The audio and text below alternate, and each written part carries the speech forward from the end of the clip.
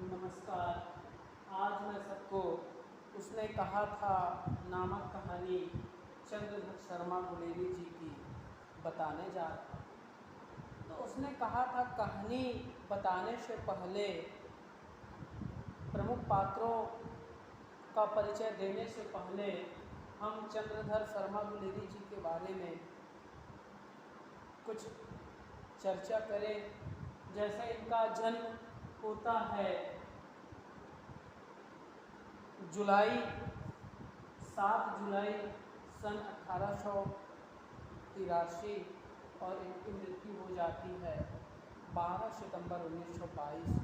बहुत कम उम्र इनको मिला और अल्पायु में ही ये हिंदी साहित्य जगत के लिए इतना कुछ कर गए कि यह एक अमर साहित्यकार की श्रेणी में गिने जाते हैं। और गुलेरी जी सबसे ज़्यादा प्रसिद्ध इस कहानी के लिए हुए जैसे ही सरस्वती पत्रिका में सन 1915 में उसने कहा था नामक कहानी जैसे ही छपती है और उस कहानी के साथ ही उस कहानी के छपने के साथ ही एक अमर कथाकार हिंदी साहित्य जगत के पाठकों के बीच उभर आते हैं। और हिंदी साहित्य का पाठक जो सामान्य जो आम पाठक है वह इनकी 3 ही कहानियों को जानते हैं। कौन कौन सा 3 कहानी? सुखमय जीवन, बुद्धू का कांटा और उसने कहा था। लेकिन कृष्णदत्त पालीवाल जी ने इस पर शोध किया, बहुत मेहनत किया और मेहनत करने के साथ इन्होंने इनकी 3 कहानियों को और ढूंढ निकाला। तो इस प्रकार से इनकी कहानियों की संख्या 6 हो जाती है। और कृष्णदत्त पालीवाल जी कह भी रहे हैं, क्या कह रहे हैं कि सन 1915 को सरस्वती में प्रकाशित कहानी उसने कहा था से चर्चा में आए चंद्रधर शर्मा गुलेरी मात्र 39 साल ही जीवित रहे। इस थोड़ी सी आयु में ही गुलेरी जी ने अध्ययन और स्वाध्याय के द्वारा हिंदी और अंग्रेजी के अतिरिक्त संस्कृत, प्राकृत, बांग्ला, मराठी आदि का ही नहीं जर्मन तथा फ्रेंच भाषाओं का ज्ञान भी हासिल किया। उनके स्वाध्याय का क्षेत्र भी व्यापक था। धर्म, ज्योतिष, इतिहास, पुरातत्व, दर्शन, भाषा विज्ञान, शिक्षा शास्त्र और साहित्य से लेकर संगीत, चित्रकला, लोक कला, विज्ञान और राजनीति तथा समसामयिक सामाजिक स्थिति तथा रीति नीति तक। इनके पूर्वज कांगड़ा हिमाचल प्रदेश के गुलेर नामक स्थान से जयपुर आए थे, इसीलिए इनके नाम के साथ गुलेरी उपनाम जुड़ गया। उन्होंने अजमेर के मेयो कॉलेज में अध्यापन कार्य किया। बाद में काशी हिंदू विश्वविद्यालय के ओरिएंटल कॉलेज के प्राचार्य भी हुए। वैसे तो इनकी कुल 3 ही कहानियां चर्चित हुई। उसने कहा था, बुद्धू का कांटा और सुखमय जीवन।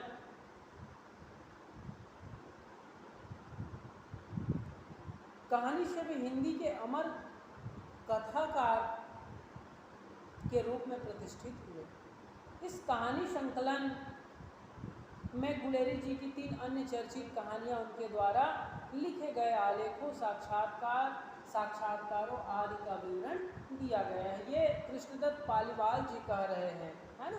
तो इनकी जो 6 कहानियां हैं उनको मैं प्रकाशन वर्ष बताऊं और कौन कौन से पत्रिका में छपी थी वहाँ कहानियां वो बताऊं। उसके तुरंत बाद फिर हम उसने कहा था कि चर्चा करेंगे। तो सबसे पहली इनकी कहानी है घंटाघर। घंटाघर 1904 वैश्योपकारक नामक पत्रिका में छपी 1904। फिर धर्मपरायण रीच 1906 में। समालोचक पत्रिका जिनके ये खुद ही संपादक थे, 1902 में इन्होंने उस समालोचक पत्रिका का संपादन कार्य संभाला। फिर सुखमय जीवन 1911 भारत मित्र नामक पत्रिका में छपी कहानी। फिर बुद्धू का कांटा 1914 पाटलिपुत्र नामक पत्रिका में छपी।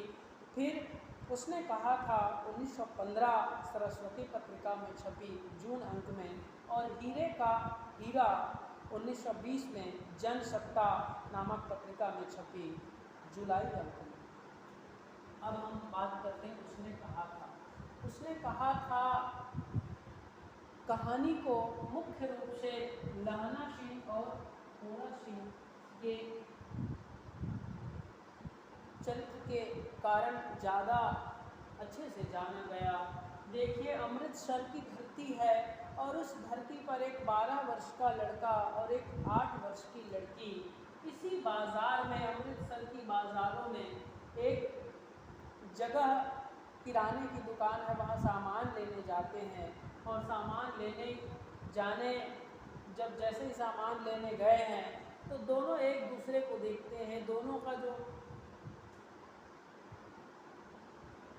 ध्यान है एक दूसरे की तरफ आकर्षित हो जाता है और उसी आकर्षण के कारण लहना सिंह होरा सिंह से पूछ बैठता है कि तेरी कुड़माई हो गई है क्या। तो वो बस ऐसा ही कहता है और वो धत कहती है लड़की और भाग जाती है।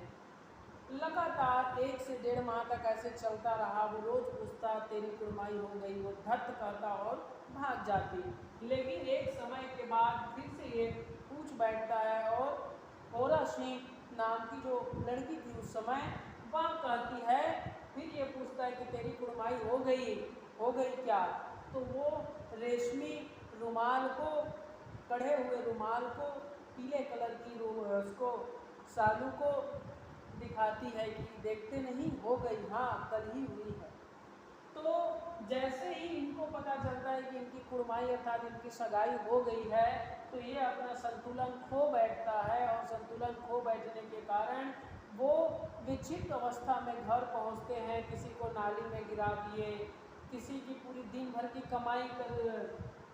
कमाई को नुकसान कर दिए, कहीं ठेले वाले से टकरा गए, कहीं दूध वाले को पूरे दूध को गिरा दिए और कहीं तालाब से नहाकर आती हुई, नदी से नहाकर आती हुई वैष्णवी से टकरा जाता है और वैष्णवी कहती है अंधे हो क्या।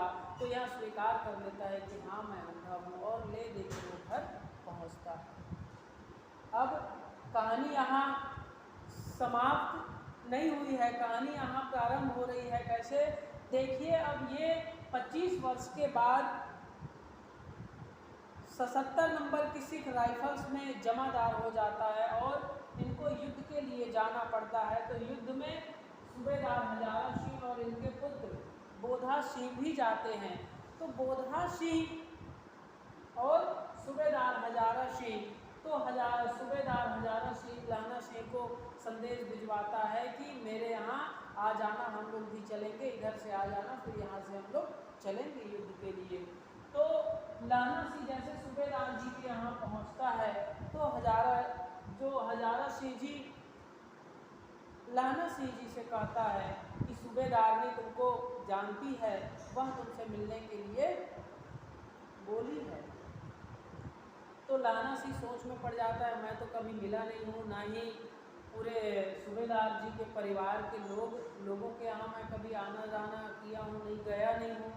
तो जब ये उनके पास पहुंचता है होरा सिंह के पास, तो होरा सिंह कहती नहीं समझे, वही अमृतसर का बाजार, तेरी कुड़माई हो गई। तो ये तुरंत समझ जाता है और अपनी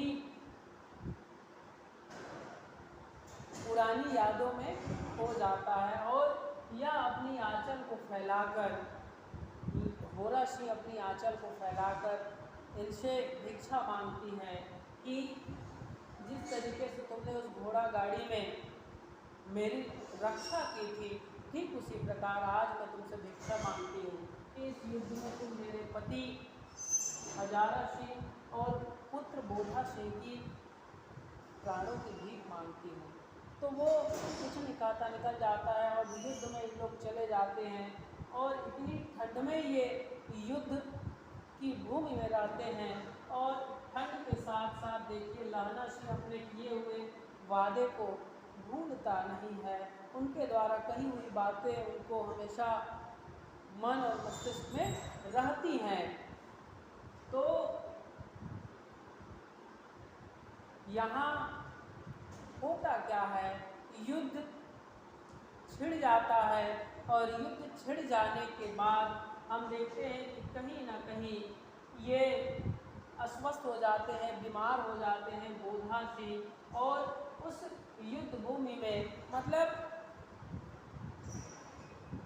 माइनस में डिग्री लुढ़क जाती, वहाँ का तापमान माइनस में चला जाता है, तो वहाँ ठंड अधिक है, तो वहाँ उस ठंड में ये बीमार पड़ जाता है बोधा सिंह। तो उस बीमार, चूँकि होरा सिंह की बात इनको याद है, तो वो होरा सिंह की बातों को याद करते हुए इनकी अपने प्राणों पर खेलकर सूबेदार और बोधा सिंह की ये रक्षा करते हैं। और उसी भूमि में देखते हैं कि ये सिख कहते हैं कि हम जर्मन और तुर्क सैनिकों को हम एक एक सिख सैनिक 1-1 लाख जर्मनों के बराबर हैं। और सही भी होता है कि जर्मन एक लेफ्टन, मतलब इनके जो साहब हैं लेफ्टन साहब, उस लेफ्टन साहब को बंधक बना लिया जाता है या मार दिया जाता है। वो नकली लेफ्टन बन के आता है और इनको युद्ध के लिए अलग अलग जगह बंटने के लिए कहा जाता है। और ये दिया सलाई के उसमें प्रकाश में पहचान जाता है कि ये हमारे साहब नहीं हैं। क्यों कैसे पहचानते हैं, इनको शंका कैसे होती है कि वो उनको सिगरेट दे रहे हैं, चूँकि सिगरेट पीते नहीं हैं। फिर सिगरेट के साथ साथ हम देखें, फिर ये अपनी बातों में उनको उलझाता है कैसे कि हम शिकार के लिए गए हैं, भारत कब जाएंगे, तो युद्ध समाप्त होने के तुरंत बाद हिंदुस्तान चले जाना, ऐसा बोलते हैं, चले जाएंगे बोलते हैं। जो नकली लेफ्टन बन के आया था, तो वो बताते हैं कि हम रास्ते में जा रहे थे शिकार के लिए, एक नील गाय आई, 2-2 फुट की सींग थी, और वो हाँ में हाँ मिलाता है। और खान शामा, हम रास्ते में जा रहे थे, खान शामा मंदिर में जल चढ़ा रहे थे, और फिर सिगरेट की बात होती है, तो ये पूरी तरीके से पहचान जाता है और उस नकली लेफ्टन साहब को मार गिराता है। और जब मार गिराता है तो युद्ध छिड़ जाता है। इधर लोग कीचड़ में धंसे हुए हैं, बैठे हुए हैं, छिपे हुए हैं, और उधर से जर्मन सैनिक, तो लगातार देखते हैं युद्ध होता है और युद्ध की समाप्ति हो जाती है।